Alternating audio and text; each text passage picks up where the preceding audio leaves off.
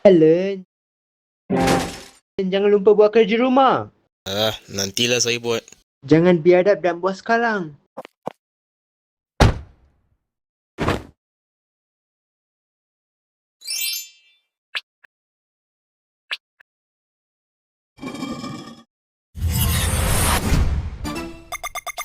Selamat datang Alan Simba. Kamu ditugaskan untuk mengalahkan sekumpulan android dan menghancurkan kristal ajaib mereka. Kenapa saya? Kamu dipilih kerana kamu mempunyai kelayakan dan berpotensi tinggi. Kalau tak nak, Maaf, kamu tiada pilihan. Jangan risau, kamu akan ditemani oleh seorang rakan. Flash. Selamat berjaya. Jangan mati teman-teman. Weh.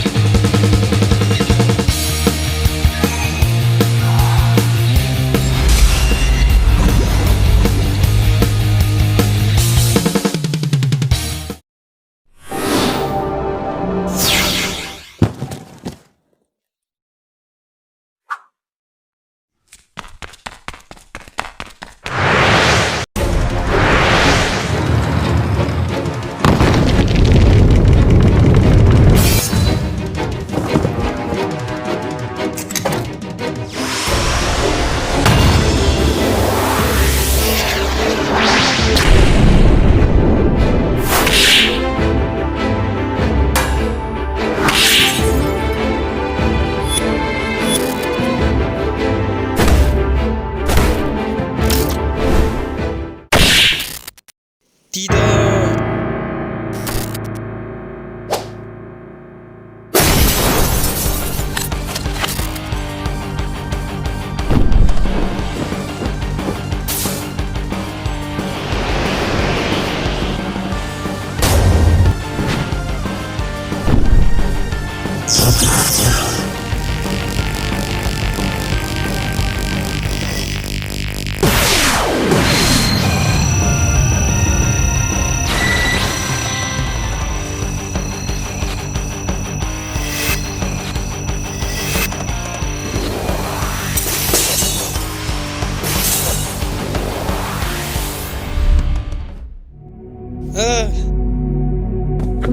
Kenapa ni? Maafkan saya Flash. Maaf saya biadab tadi. Saya berjanji saya akan buat kerja rumah saya nanti.